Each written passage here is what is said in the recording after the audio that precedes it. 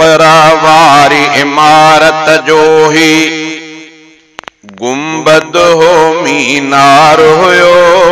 इक़रा वारी इमारत जो ही गुंबद हो मीनार हुयो। क़ारी मुहम्मद आलिम बेशक हक़ जे गिचीअ में हार हुयो। इक़रा वारी इमारत जो ही गुंबद हो मीनार हुयो। इक़रा वारी इमारत जो ही गुंबद हो मीनार हुयो। क़ारी मुहम्मद आलिम बेशक हक़ जे गिचीअ में हार हुयो। इक़रा वारी इमारत जो केडी कई क़ुरआन जी ख़िदमत 54 वरिया साईं। फैज़ भरियो दरिया वयो ही बचपन खां पोढ़प ताईं। केडी कई क़ुरआन जी ख़िदमत 54 वरिया साईं।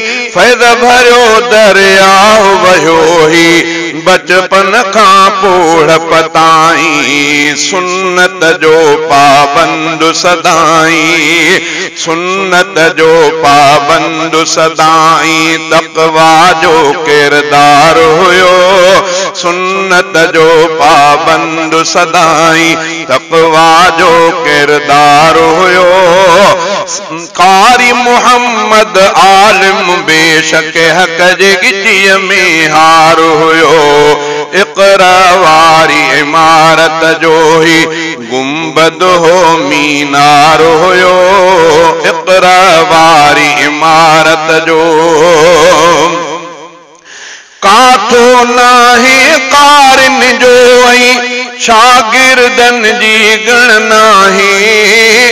बाग़ न मिलंदो अहिड़ो जंहिंमें हिन जे हथनि जो वण नाहे।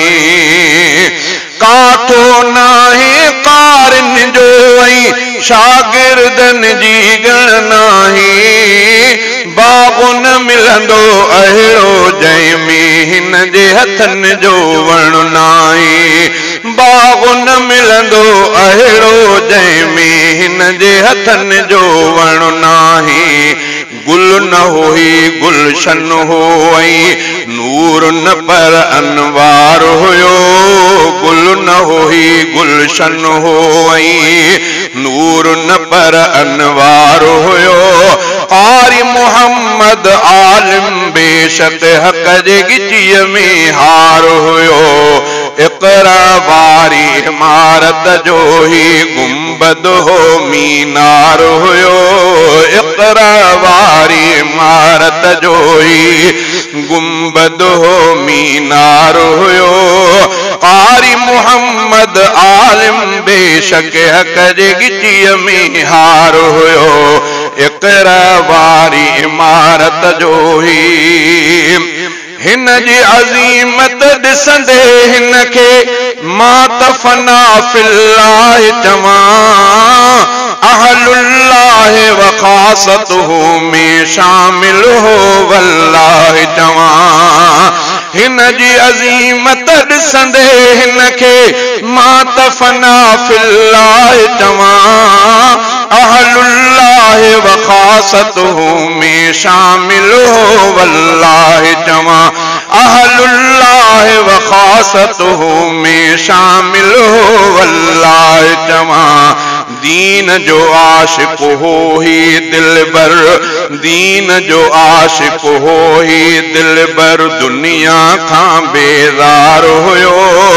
क़ारी मुहम्मद आलिम बेशक हक़ जे गिचीअ में हार हुयो।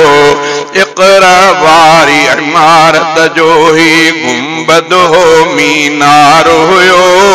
इक़रा वारी इमारत जो ही गुंबद हो मीनार हुयो।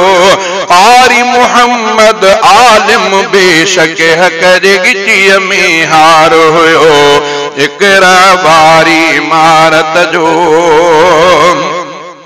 आहे करामत पंहिंजे बचन खे पाण ई वेही ही पढ़ायो अठई पुट कुरान जा कारी केडो वडो सरमायो आए करामत पांजे बचन के पान इवे ही पढ़ायो अठई पुट कुरान जा कारी केडो वडो सरमायो अठई पुट कुरान जा कारी केडो वडो सरमायो महकन क़यामत ताईं खुटंदी महकन क़यामत ताईं खुटंदी एडी वडी हुबकार हुयो महकन क़यामत ताईं खुटंदी एडी वडी हुबकार हुयो साईं मुहम्मद आलिम बेशक